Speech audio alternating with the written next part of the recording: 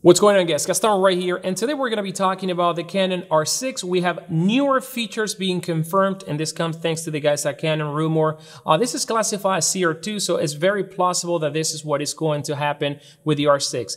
We mentioned in another video that the R6 may be the camera, the most popular camera for Canon after these releases of the R5 and the R6, and there are several reasons why that we're going to talk about right now.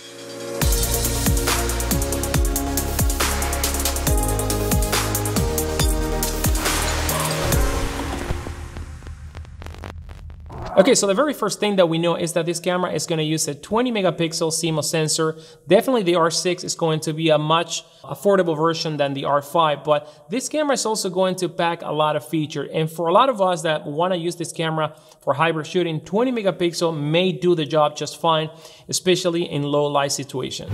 Now, the other thing that is a great news to know is that this camera is also going to feature IBIS, in-body image stabilization, and Canon has been known for crippling the system on purpose. So in this case, we're not going to have to actually go with a higher end model to have a 5.5 stop of image stabilization that the R5 is going to have. So we're also going to have it right here in the R6. So another great thing that we know is that this camera is going to have a pretty high burst shooting. So we're going to have 12 frames per second when using the mechanical shutter and 20 frames per second when using the electronic shutters. Now, this is great news because not even the higher end cameras right now, like the Sony 7R4, for example, can actually go past the 11 frames per second, and some other camera cap at 10 frames per second. So this one, the R5, is going to do 12 with a mechanical shutter. Now, the other piece of information that we know now, and we did announce before, is that this camera is going to be capable of 5K video, and this is going to be oversample. Now, this means that the camera is not going to be able to shoot the 5K RAW because of the oversample. So another great news in here is the 4K capabilities of this camera, because this camera is going to be able to shoot 4K up to 60p. Now,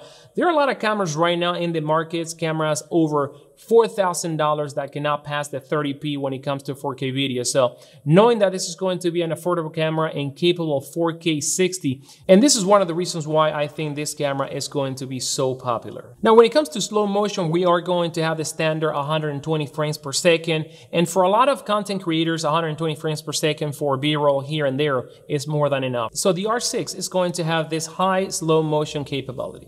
Now, the other piece of information that we can add to the list of features is that this camera is also going to have Canon CLock. Now, that is a great news because Canon CLock is really easy to grade, and a lot of us, we've been wondering if Canon was going to cripple that picture profile and make it only available on the R5. Now, another piece of the puzzle that we know that we can add to the list of features is that this camera is also going to do 10-bit internal recording, just like the R5. Now, obviously, we're not going to have the 8K in this camera, but having 4K up to 60 frames per second with 10-bit, this is going to give us a lot of flexibility in post to color grade the footage. So another feature that we're going to have, and this is an indication that this is going to be a camera also geared towards video, is zebra. We're going to have zebras in this camera, and zebra, for those that don't know, is actually to be able to tell the overexposed areas in your images. So having that capability is going to make this camera a very flexible camera for content creation. Now, when it comes to autofocus, we were wondering if this camera was going to have lesser of an autofocus performance compared to the R5,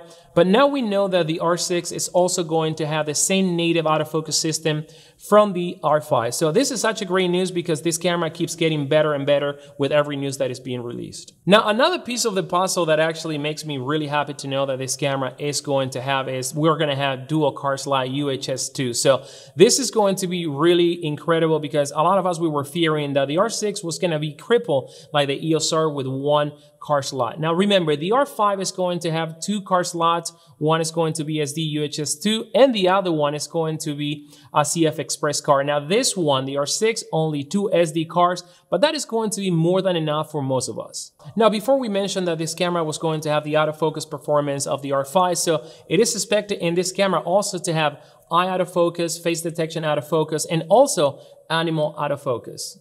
Pretty good. Now let's talk about the EVF. Now, EVF has been a pretty good deal for a lot of us that really relied on that tiny screen to really preview the content.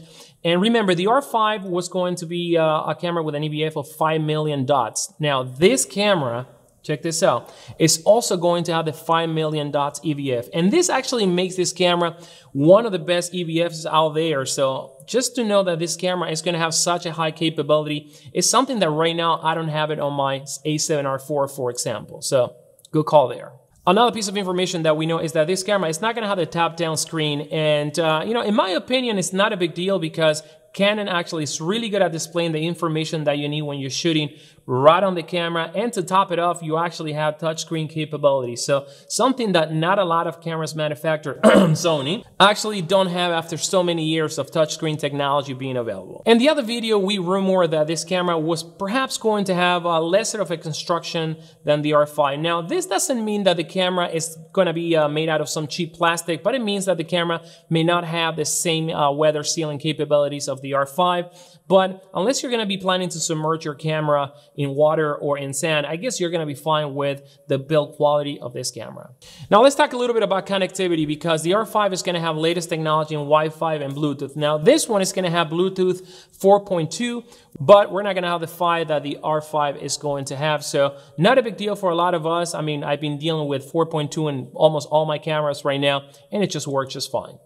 Another piece of information that we know is that this camera is going to feature the LPE6NH battery, which just happens to be, I had to read that one, which happens to be the same battery that the EOS R5 uses. Now, this is great news because you're not going to have to worry about replacing batteries too often, high capacity, and this is a different battery than the one that the EOS R uses. So it's an upgrade from that battery to much more capacity.